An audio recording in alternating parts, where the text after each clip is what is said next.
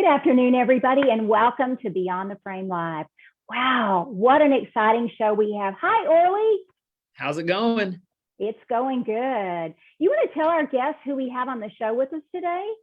So we have Kirby Ellis, and this isn't the first time I've got to introduce Kirby. So Kirby was actually one of our $90,000 roll-off contestants at Bowl Expo.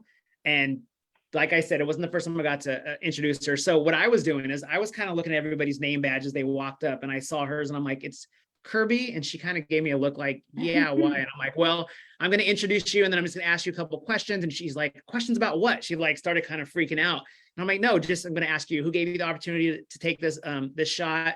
Where are you from? What bowling center are you representing? And she was like, okay, I think I'm good. And then, so basically that's how was the first time that I got to meet her, and super friendly, and everybody's going to see that right now. And we'll get a little bit more into what happened after she rolled her, I guess I'll say rolled a strike. She was one of the winners. So introducing Kirby, here she is, Kirby. Everyone meet Kirby. Hi, everybody. Hi, Kirby. Welcome to our show. Thank you so much. Thanks for having me. Our pleasure.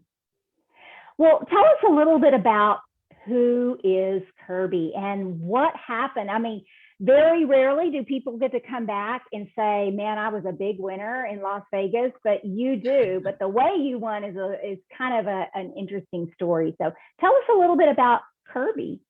Yeah. So first of all, not much of a gambler. But when I did come back and told a few people and friends that I had won, some money, they all assumed it was gambling.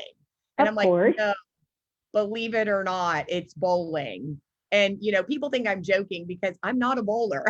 I'm a good bowler. So I'm like, yeah, no, I bowled a strike. And they're just like, you? I'm like, yeah, that happened. So yeah, it still feels very surreal. Well, yeah. And Orly, I know when she got up on the lanes, I remember you telling me she was really, really nervous. But I guess you must have gotten her calmed down, because obviously she got a strike, and that's amazing. So for those that don't know what was going on, we had a $90,000 roll off. There was, I believe, 53 contestants. There was a pot of $90,000, and depending on how many people hit a strike with one ball, wearing your regular shoes and a house ball, you would get part of the $90,000. So I don't know what number Kirby was in line, but she was actually only the second person to roll a strike. When she came up, like I said, I introduced her. I said, who gave you the opportunity? She said, my father. He's the owner, I believe, of the bowling center. And I said, all right, well, don't let him down. We don't want to let him disown you, And she gets up there, just kind of simply, I mean, we had people, you could tell they were like hardcore bowlers, they're like trying to hook the ball and, not knowing the pattern or anything. There's balls, they're throwing gutter balls, and you can tell they're not gutter ball throwers. Kirby comes up, kind of just gets up there, smoothly rolls the ball, hits a strike. And then I let her know, I was like, congrats. And I'm like, you're the second person only so far. And she's kind of like, what does that mean? And I'm like, well, so far it means you have a chance at $45,000. And she's like, oh my gosh. And she's kind of freaking out. Then she high fives me, goes down by her dad, and she was super excited. So, I mean, what were you kind of feeling when you, was it kind of shock, or what were you feeling? Yeah, no, definitely shock. So what's funny is, again, I think I was more nervous about like having to speak in the microphone and like answer questions versus actually bowling the strike. Because to be completely honest, my dad totally downplayed the whole thing.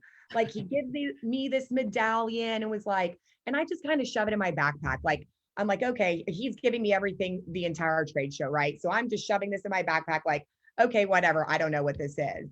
So, we're still enjoying the trade show. And about 2:00, he's like, okay, come on, let's go down there and let's do this thing. And I'm like, what are we even doing? I just don't understand. Yeah. And my dad knows me well enough to know to just downplay the whole thing. That I don't get nervous, because he knew I would be like getting in my head about it. Mm-hmm. So he just go up there, just roll the ball. You're just trying to get a strike. So I'm like, okay, of course, my street shoes, house ball. The first thing I think is get a heavy ball. Let the ball knock over the pins for me. Yeah. Because again, I am not a bowler by any means. So I get up there and I'm kind of like, how do I bowl again? What foot do I start with? Like, I was like, I don't even remember. And so I just tried to like pick up the ball and just go and not even think about it. And then, yeah, I mean, when I got a strike, I think I just kind of sat there and was like, Oh my gosh, what just happened? what just happened? And then, yeah, I looked at Orly and I'm like, what does that mean? And everybody's kind of screaming and high-fiving. And I'm like, what does this mean? And, you know, he tells me and I'm like real money? Like, what's the catch here? And he's like, Yeah. there's no catch. Like, this is what it is.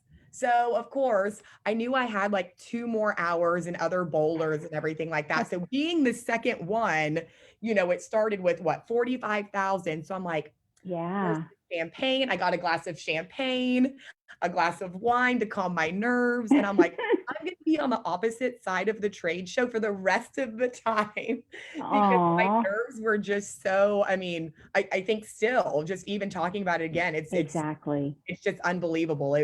It was incredible. So Yeah. I'm curious, was this your first Bowl Expo? this was my first Bowl Expo. Oh boy.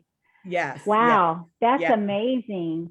Well, Yeah. you know, Kirby, when we had the opportunity when we were at Club Expo on the final night of Bowl Expo, we sat next to you. That's just where we wound up. It wasn't planned. And you came over to the table and you were sharing something with me that absolutely put chills on me. And I don't want to put you on the spot, but I would love for you to share with our viewers how you felt the presence of your grandfather and that your grandfather definitely had a hand in what was going on. Can you share that with Yes. our viewers? Yes, absolutely. So it's pretty unconventional how I got into the business and everything like that. February of 2020, after my grandmother passed, I moved in with my grandfather, you know, proprietor of Emerald Bowl. I am now third generation, Hall of Fame bowler, pro bowler, you know, Don Ellis, you know, really well known. So I moved in with him when he was 91 years old and started taking care of him. During that, you know, last 13 months of his life, we were coming up to Emerald regularly. You know, this was his country club. We came here to have lunch and we bowled here and there. He gave me lessons, you know, acting like it's the easiest thing in the world to do to be a bowler. And I'm like, yeah, for a pro, it probably is pretty easy for you. But so anyways, you know, I spent that last 13 months of his life just taking care of him and coming up to Emerald. And truthfully, I mean, when I got that strike, I was like, that was all granddad. Granddad gave me that one. So he helped you there. It was all him. That's amazing. Yeah. Well, I would assume that's kind of, you know, before the show, we were talking about how many different stories we've heard on how people get into the bowling business. I know Orly got into, you know, it wasn't what he had set out to, but he was asked to come and join a center and help run the center. Orly, I would assume that had you not ever gotten that invitation, that, you know, working in the bowling industry wasn't right up there at the top of your list, right? You were in radio and definitely something different, which has led to, I mean, obviously I wouldn't be here during, you know, doing the show if it wasn't for the bowling center. You know, it just all kind of led to some, you know, everything. I know everything happens for a reason, you know, like I like to say that, and it is definitely true. You know, I think I was meant to do something like this. Even it kind of got back into the, you know, this isn't quite radio, but kind of the same thing. And I think it just all led, you know, so yeah, definitely. I didn't have plans to be at a bowling center anytime. I hadn't had any kind of plans for that. So what about you, Kirby? I mean, your grandfather, your father, did you really, was this your desire, was to go into bowling and become the third generation? Never in a million years. Never. You know, I've done everything from, you know, I was in the restaurant industry for a while and I really did, you know, like the industry. I'm just a person in general and like being around people and talking to people. I've been in sales. I was in medical sales, went to school and you know, got my accounting degree. I mean, I had every intention of going into the medical field on the accounting and finance side of it. I mean, truthfully, that was my plan. August of 2020, I had lost my job due to COVID. That's the one that was, you know, in the medical sales. And so at that time I was in school to get my accounting degree, like totally, like I'm totally switching career paths. I'm not liking the sales. I love numbers. I'm gonna be an accountant. I was living with my grandfather. So at that time, I kind of had a conversation with my dad with me living with my grandfather, being in school, COVID times, all of that. I had kind of said, hey, can I come, work with the finance manager over at Emerald just to have some accounting experience to put on my resume. I'm out of school. I want to have, at least a year or so of accounting experience on my resume. That was my plan. And I mean, I got here, I started helping out. After my grandfather passed in March of 2021, I was just like, I want to carry on his legacy. That's all I want to do. I want to be third generation. I want to keep his legacy alive. I love this place. There is, I promise you, never a dull moment in the industry. Everybody I've met, I mean, I think we're all just one big family, and we all, work together and want everybody to be successful and succeed. And it's just so much bigger than just your one, center. I mean, and I've been in love with it ever since. So no, I never in a million years. I mean, and again, I've grown up in it. I mean, my grandfather built Emerald Bowl in 1978. I mean, before I was even born. So it's always, I've always been around it. And I couldn't imagine a day that Emerald wouldn't be here. I mean, it's been here my entire life. My dad was 16 years old carrying in the lumber to build this center. I mean, it's a part of my family and my history. And so, I love it. I've never worked. I never worked in it. Not even, as a teenager, I went and worked at other places. I've never worked here. I never bowled. I was just I cheered when I was younger. I danced. Never bowled. And I was just like, oh, my granddad owns a bowling alley. Let's go bowl for fun with my friends. I just thought it was kind of a cool thing. So never had set out to work here, but I wouldn't want it any other way.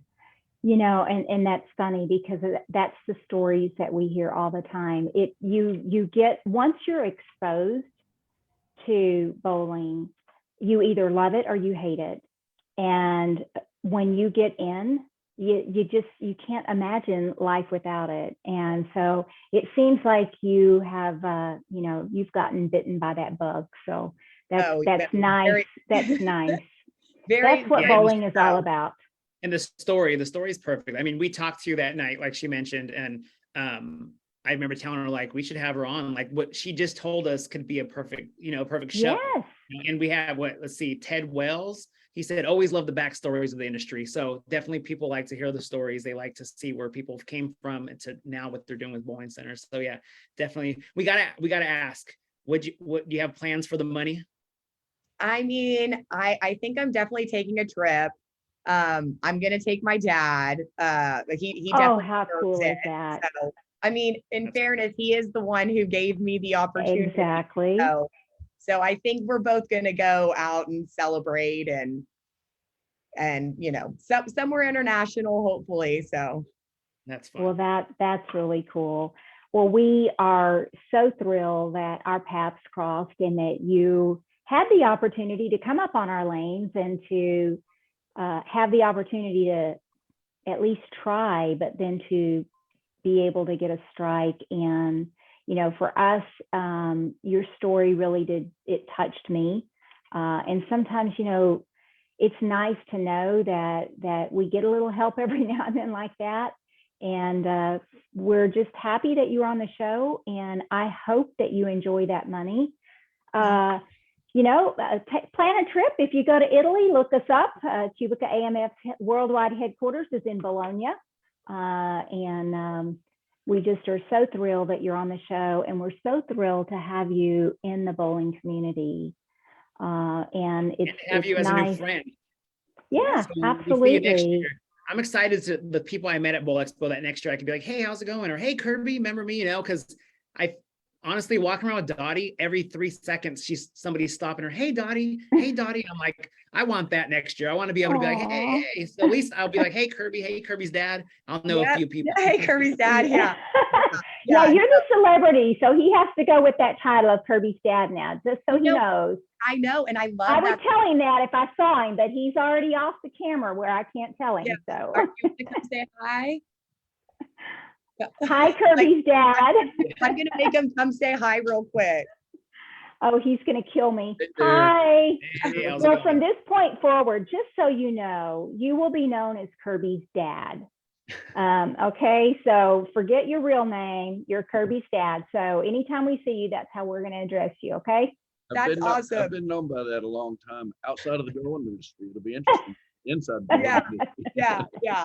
So See you guys. I do, and I have to say something that's so funny about that is when I got back after, my first Bowl Expo and winning and all of that, I'm like, you know what? Like I've been known as, Kirby's granddaughter, or not, I'm sorry, Kirby's granddaughter, but Don Ellis's granddaughter, and now Yep. Junior's daughter. And I was like, look, I'm a year in and I'm already making a name for myself. So That's right. Yeah. That's right. So now, see, turnabout fair play. Now you have a title that you can withhold whatever you want with. So, yeah. Now, hey, I'm one of the $90,000 winners. So yes. use that title and wear it proudly because you have earned that title. So And Dottie, So very Dottie, we much. have two more comments here. Chris Wynn, great job, Kirby, awesome story. And Troy Roberson, it's impressive seeing the young generation wanting to carry on the family legacy. Great job, Kirby's dad. Well, thank you guys. That's so sweet. yes. And I really, as I shared with you, Kirby, early on before we went live, a little bit about why Beyond the Frame came to be. This is exactly why Beyond the Frame came to be. We want people to realize that there are people in this community, young people in this community that feel the same way that you do. Bowling is an exciting industry, and the desire that you have to carry on that family tradition of being the third generation, for me, that's what bowling is all about. And that's that family, the nucleus of bowling is all about family, and you are a living example of that. And there's a lot more of you out there. So I want you to know that you are an inspiration to all of us. And I'm very happy that you've chosen the path that you have chosen. We're so happy to have you a part of the bowling industry. And now you're $18,000 richer as a result. So Yes, good job. yes. And thank you so much. And again, I'm so happy to be a part of it. It's because of people like you that just make it, so easy. And it's just so easy to be around and fun. I mean, it's great. There's almost no words.